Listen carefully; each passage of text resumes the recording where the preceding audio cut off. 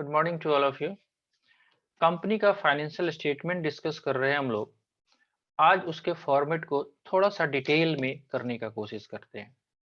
Right, तो चलिए, आपको आज ड्यूअल स्क्रीन आपको शेयर करना पड़ेगा। फर्स्ट ऑफ ऑल, जो आपको क्लास नोट्स मिला था, पहले उसके पॉइंट्स पे लेके चलते हैं। राइट, एक बार कंफर्म करेंगे अगर आपको स्क्रीन देखना शुरू हुआ होगा। I think hope so. Right, yes sir, दिख चलिए, रहा है। अब देखिए थोड़ा सा अगर कंपनी के बैलेंस शीट्स के फॉर्मेट को देखें। राइट, यहाँ पे ये पॉइंट गलती से प्रिंट हो गया है, ये पुराने एक्ट में था, अभी शेड्यूल 3 में ये बनता है बैलेंस शीट। राइट, ठीक है।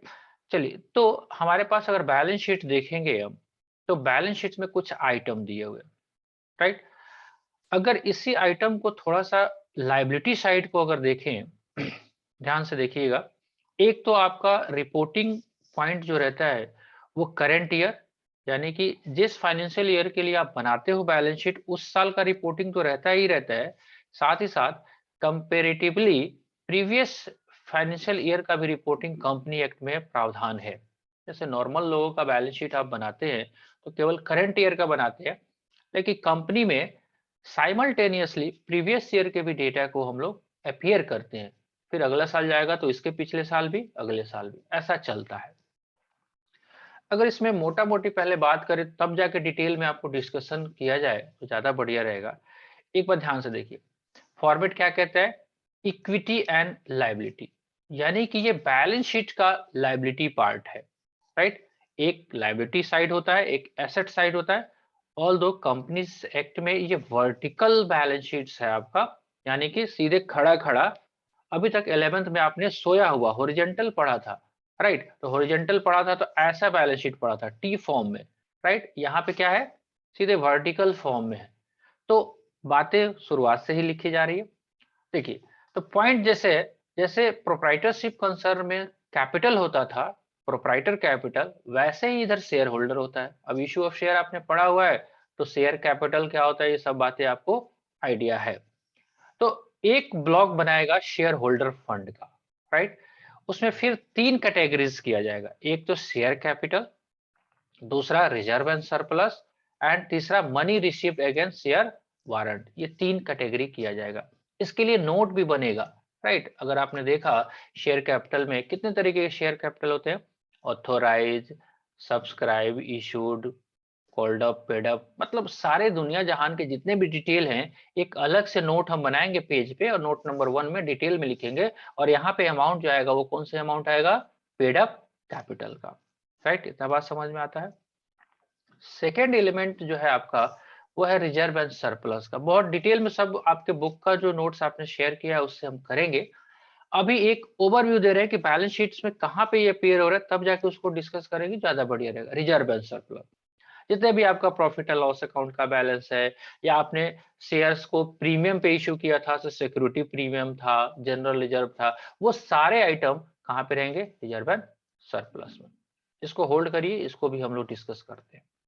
राइट, चलिए, सेकेंड पॉइंट है कि अगर आपके पास शेयर एप्लीकेशन मनी आपका अगर आपका रिसीव्ड है और आपने उसको अभी तक अलॉटमेंट नहीं किया है और बैलेंस शीट का डेट आ गया, लोगों ने शेयर्स का पैसा अप्लाई किया बट अभी तक अलॉटमेंट नहीं हुआ है, क्योंकि अलॉटमेंट का डेट हो सकता है बैलेंस शीट डेट से 2 4 5 दिन 1 महीना बाद हो।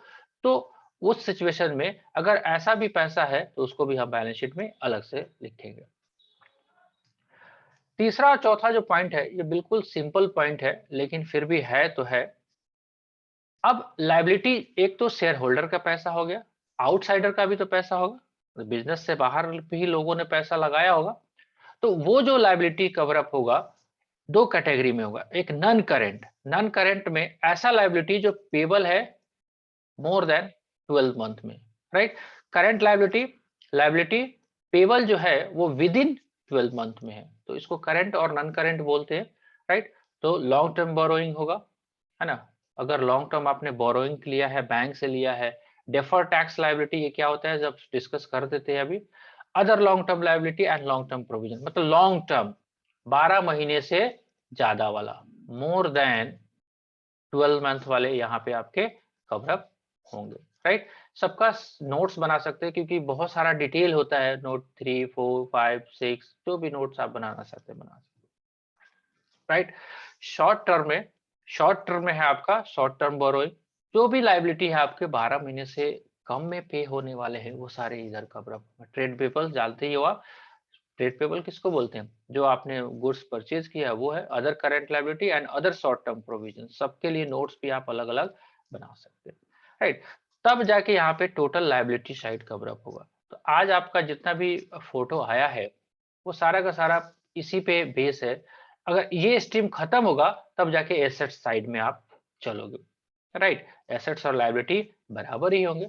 डिस्कस कर ही देते हैं एक बार, फॉर्मेट आपके दिमाग में रहेगा तब जाके वहां से करोगे तो ज्यादा बढ़िया रहेगा। एसेट साइड में जाओगे तो एक फिक्स एसेट्स का कॉलम रहेगा। फिक्स एसेट्स समझते ही हैं, बहुत समझाने की बात नहीं है। फिक्स एसेट्स का थोड़ा सा कैटेगराइजेशन किया जाएगा। टेंजिबल एसेट जो आप देख सकते हो, इंटेंजिबल एसेट्स जैसे कॉपीराइट, पेटेंट्स, ये है। कोई कैपिटल वर्क इन प्रोग्रेस है, मतलब आपका बिल्डिंग बन रहा है अभी अंडर प्रोसेस है वो सारा। इंटेंजिबल एसेट्स अंडर डेवलपमेंट है, आप कोई रिसर्च कर रहे हो, उस पर खर्चा कर रहे हो और वो अंडर प्रोसेस है, वो सारे आइटम इधर आ जाए। मतलब नॉन करंट एसेट्स, लंबा टाइम का एसेट्स, राइट। सेकंड है नॉन करंट इन्वेस्टमेंट भी होगा, डेफर्ड टैक्स एसेट्स भी हो सकता है। Long term loans and advances, किसी को आपने लोन एडवांसेस दिए हैं वो सारा। Other non current assets, unamortise expenses. Unamortise expenses वो होता है ऐसा एक्सपेंडिचर जो आपने कर दिया, जैसे डेफर्ड रेवेन्यू एक्सपेंडिचर आपने पढ़ा था 11th में, वही वाला ये है, राइट। उसके बाद आपके पास आएगा current assets, right. Current investment हो जाएगा, इन्वेंट्री या स्टॉक इसको बोल लीजिए, ट्रेड रिसीवेबल या डेटर्स आप इसको बोल लीजिए, cash and cash equivalent, bank का बैलेंस, कैश का balance, short term loans and advances, आपने किसी को लोन और एडवांसेस दिए हों वो सारा, या अदर करंट, यही बैलेंस शीट का पार्ट होता है। अब क्या है, ये सारा डिस्कशन करने के लिए आपको थ्योरेटिकली बहुत सारी चीजों की नॉलेज होनी जरूरी है। तो उसमें जितना आपके बुक में कवर अप है और जिससे हम क्वेश्चंस को आराम से बना ले, वो सारा काम हम लोग लगभग कोशिश करेंगे कि हम लोग ये कर पाए। चलिए, आपने जो आज नोट शेयर किया है उसको हम शेयर करते हैं, कोशिश करते हैं इसके आइटम को डिस्कस करने का, राइट। अब देखिए, अभी आपने हमने होल्ड किया, एक तो हमने शेयर कैपिटल देखा और रिजर्व एंड सरप्लस देखा। उसमें तो काफी सारी दिक्कत आपको नहीं आई होगी, बिकॉज वो इशू ऑफ शेयर हम लोगों ने जब पढ़ा था तो उसमें बहुत सारी बातें हम लोगों ने देखी थी। चलिए, थर्ड पॉइंट था उसमें शेयर वारंट क्या होता है। सिंपल सा बात है, शेयर वारंट क्या होता है, आपके बुक का ही राइटिंग हम रीड करते हैं। कहता है share warrant is a financial instrument issue by public company which gives the holders to right to acquire certain number of equity share as specified therein at a later date, right। Simple सी बात है, आपने कागज का टुकड़ा public को दिया है कि ये ले पकड़, इसके बदले में आपको फ्यूचर में हम क्या दे देंगे, आपको शेयर इशू करेंगे, right. Amount received against share warrant include in share holder fund, हमने भी किया, शेयर होल्डर फंड के अंदर ही इंक्लूड करके रखा था। as they will converted into equity share on a specified date at a predetermined price, पहले से जो प्राइस डिटरमिन था उसके ऊपर हम कन्वर्ट करेंगे। There are not shown as a part of share capital but to be shown as separate line item, right, separate line item. तो हमने आपको फॉर्मेट जो दिखाया उसमें क्या था, share holder fund, equity share था, रिजर्व एंड सरप्लस था, एंड थर्ड था share money received against share warrant. आई कि नहीं बात, समझ में आया। मतलब मैंने आपको गारंटी दिया है, कुछ पैसे आपसे लिए हैं, अभी शेयर इशू नहीं किया, लेकिन आपको हम वादा करते हैं कि फ्यूचर में आपको इस डेट पे आपको कंपनी का शेयर इशू करेंगे इस प्राइस पे, तो शेयर होल्डर फंड में ही रहेगा, अभी वो शेयर कैपिटल नहीं है। क्लियर, लाइन पढ़ने से समझ में आया, मैंने आपको जो समझाया उससे समझ में आया कुछ, आना बोलिए आप, है या नहीं है। Yes sir. ठीक है, तो money received against share warrant, उसी कड़ी में एक अगला हेडिंग था share application money pending for allotment, वो भी मैंने डिस्कस किया अभी आपको। लेट्स सपोज दैट आपका फाइनेंशियल ईयर एंड हो रहा है 31 मार्च को और 25 तारीख को शेयर एप्लीकेशन मनी आया है। अभी तक शेयर अलॉटमेंट का टाइम अगर आपने 10 दिन लिया है तो अलॉट करोगे शेयर 5 तारीख को, 5 अप्रैल को, तब तक तो बैलेंस शीट का डेट आ गया। अब क्या करें, अब ये तो शेयर कैपिटल तब बनेगा जब तक अलॉटमेंट ना हो, राइट। शेयर कैपिटल को कब बनाओगे, जब शेयर को अलॉट करोगे, हो सकता है आप वापस भी कर दो, कर सकते हो ना। तो अगर ऐसा कुछ पैसा रह गया तो उसको हम लोग क्या बोलेंगे, share application money pending for allotment, accounting treatment not to be evaluated. आपको इसका बारे में करना नहीं है, फिर भी आपको थ्योरी दिया हुआ है। If a company has receive application money but date of allotment fails after the balance sheet date, right, such application money pending allotment would be shown in the following manner: share application money not exceeding the issued capital and to the extent not refundable, it's is to be disclosure under the this line। ये तो अलग बातें कर रहा है कि आपका authorise capital से ऊपर नहीं होना चाहिए, शेयर जितना आपने इशू किया है उससे ज्यादा नहीं होना चाहिए, ये सारी बातें रहेगी। लेकिन फिर भी आपका ये पैसा जो है अलग से आपको शो करना है सिंपली। तो 2 पॉइंट था, आई थिंक आपको क्लियर हुआ होगा, कोशिश किया गया। Yes. अब दोबारा से पढ़ेंगे तो आपको आएगा बात समझ में। बाकी ये जो पॉइंट है ये बहुत रॉकेट साइंस पॉइंट नहीं है। नॉन करंट लायबिलिटी, ऐसा लायबिलिटी जो पेबल है more than 12 month, payable after 12 month, वो है नॉन करंट लायबिलिटी। तो लायबिलिटी होता है, लायबिलिटी किसको बोलते हैं, जो आपको पे करने हैं, कंपनी को पे करने हैं, तो वो लायबिलिटी आपका होगा। और वो लायबिलिटी जो आपका पेबल है आफ्टर 12 मंथ वो नॉन करंट में चला जाएगा, right. Non current liability is liability which is not classified as current liability. देखो बड़ा बढ़िया एग्जांपल दिया है। करंट लायबिलिटी क्या है, जो नॉन करंट नहीं है, और नॉन करंट क्या है, जो करंट नहीं है। तो भैया दोनों में डिफरेंस क्या है, सिंपली 12 मंथ के पीरियड को पकड़ के चलते हैं। Non current liability shall be classified as follow, right. एक तो उसमें रहेगा long term borrowing, right. Long term borrowing में आपका क्या क्या हो सकता है, बैंक से भी लोन ले सकते हो, डिवेंचर्स भी इशू कर सकते हो, राइट। बैंक से भी ले सकते हो, अदर पार्टी से भी ले सकते हो, और पब्लिक डिपॉजिट भी ले सकते हो, राइट। तो आई थिंक ये पार्ट भी आपको समझ में आया लॉन्ग टर्म लायबिलिटी के बारे में, ठीक। अब देखिए एक ये टेक्निकल पॉइंट है डेफर्ड टैक्स लायबिलिटी का। अकाउंटिंग स्टैंडर्ड जब इशू किया गया था, अकाउंटिंग स्टैंडर्ड 24, अकाउंटिंग स्टैंडर्ड समझते हो, आईसीएआई ने Yes. रूल्स एंड रेगुलेशन बनाया है अकाउंटिंग ट्रीटमेंट को करने के लिए, राइट। अब क्या होता है कि कंपनीज का जो बैलेंस शीट्स बनता है ना, तो कंपनीज एक्ट के अकॉर्डिंग बनता है। डेफर टैक्स नाम ही है, टैक्स को डेफरमेंट करना, राइट। कभी कभी हम लोग क्या करते हैं, बैलेंस शीट जब बनाते हैं तो बैलेंस शीट्स में बनाने के लिए हमारा नेट प्रॉफिट क्रिएट होता है, राइट। देखते हैं आपको कितना बात समझ में आ रहा है। नेट प्रॉफिट आएगा, राइट। ये net profit as per books आता है, एज पर बुक्स, राइट। लेकिन टैक्सेबल प्रॉफिट जो है, टैक्सेबल प्रॉफिट निकाला जाता है जिसके ऊपर इनकम टैक्स दिया जाता है, और टैक्सेबल प्रॉफिट निकाला जाता है as per provision of income tax, right. तो ऐसा भी कभी कभी हो जाता है कि नेट प्रॉफिट के हिसाब से आपका लॉस है बुक्स के हिसाब से, लेकिन इनकम टैक्स वाले जब कैलकुलेट करते हैं प्रॉफिट तो उसके हिसाब से वो प्रॉफिट आ जाता है, राइट। प्रोविजन के हिसाब से वो तो करते नहीं है, करते तो बिजनेसमैन ही है या सीए करते हैं, लेकिन इन दोनों में डिफरेंसेस आ जाता है। अब मान लेते हैं यहाँ पे हमारा लॉस आ रहा है 1 लाख का, राइट। जबकि टैक्सेबल प्रॉफिट अगर निकल जा रहा है, लेट सपोज 50,000 भी इनकम टैक्स के प्रोविजन के अकॉर्डिंग आपका प्रॉफिट आ रहा है, तो कंपनी के ऊपर 30% टैक्स लगता है, तो 15,000 टैक्स लगेगा। ऑल दो ये टैक्स अभी नहीं पे करना है, लेकिन लायबिलिटी हमारी क्रिएट हो जाती है। तो अगर ऐसा सिचुएशन होता है तो हम कंपनीज एक्ट में, प्रोप्राइटरशिप बिजनेस में ये नहीं होता है डेफर्ड टैक्स का कॉन्सेप्ट। ये कंपनीज एक्ट में प्रोविजंस है कि अगर आपको फ्यूचर में टैक्स पे करना पड़ सकता है according to provision of income tax, तो क्यों ना आप आज ही उस लायबिलिटी को अपने बुक्स में क्रिएट करके रखो, वही होता है डेफर्ड टैक्स। पढ़ेंगे एक बार आपको समझ में आ जाएगा। देखिए deferred tax liability, accounting treatment not to be evaluated, आपसे अकाउंटिंग ट्रीटमेंट नहीं मांगा जा रहा है, बस थ्योरी आपको जानना है। Deferred tax, taxable income is different from accounting income, मैंने आपको बताया एज पर बुक्स आपका इनकम कुछ और है, लॉस में है 1,000 1 लाख, और जबकि taxable income is the income based on the tax law, income tax law के हिसाब से आपको टैक्सेबल इनकम बन रहा है, where accounting income is determined as per the accounting practice followed by the enterprises. For example, depreciation may be charged in the books of account on a straight line method. आपने depreciation straight line method से अपने books में charge कर लिया, but as per the income tax always allow written down value method. तो दोनों में amount difference हो गया, तो इसके कारण से आपके कोई आपका डेफर्ड टैक्स लायबिलिटी क्रिएट होती है जो फ्यूचर में पे करने हैं, तो उसके लिए हम अब क्या करेंगे, क्रिएट करेंगे डेफर्ड टैक्स लायबिलिटी। कुछ बात समझ में आया मोटा मोटी?